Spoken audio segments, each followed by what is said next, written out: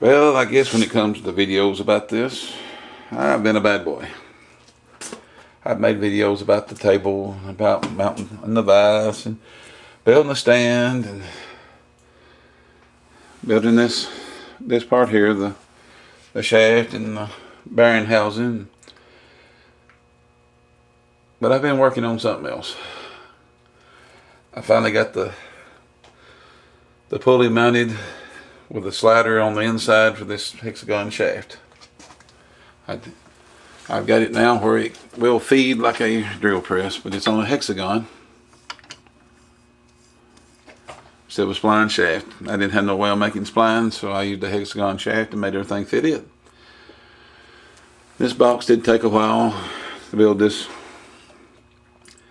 I done here and there a piece at a time, so I really didn't get no video making it. I have to apologize, I really didn't record it on the video. Yeah, there's too much junk in here, I'm having to stand really close. Of course, that was the pulley I bought. I think that was in one of the videos.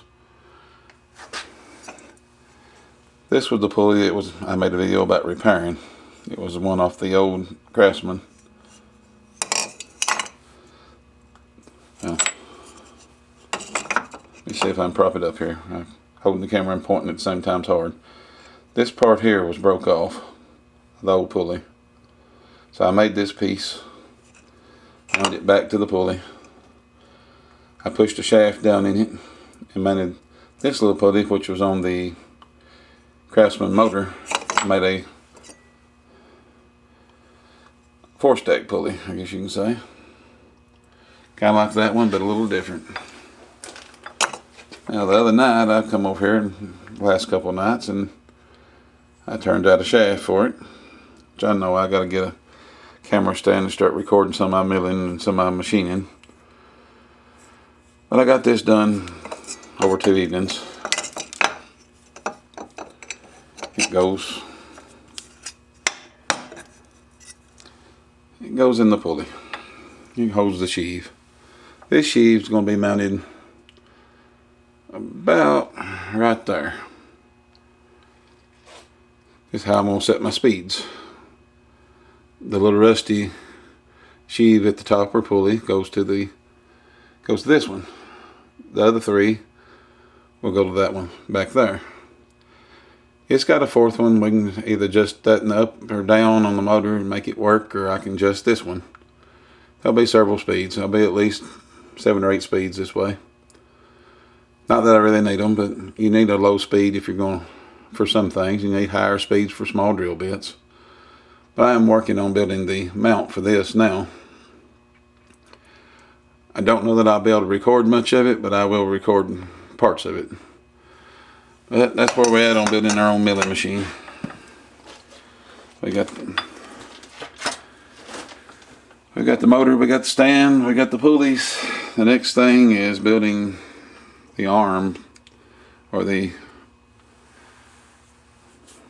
what we want to call this. I started to build a single arm to slide for the feed, the Z-axis feed of this. I'm thinking about setting up a set of bearings in here,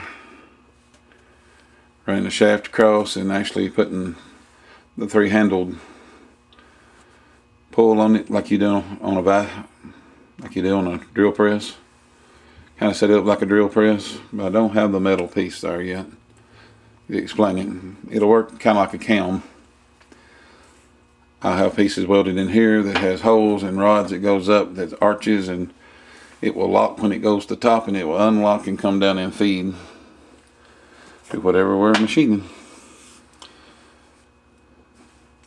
It's a step. I'll just have to show you as I go, I guess. I've got it in my head anyway. But that's where we've made it on this machine. We're pecking away at it. Let me step back. You can see we're getting there. Y'all have a good week. Thanks for stopping by the garage.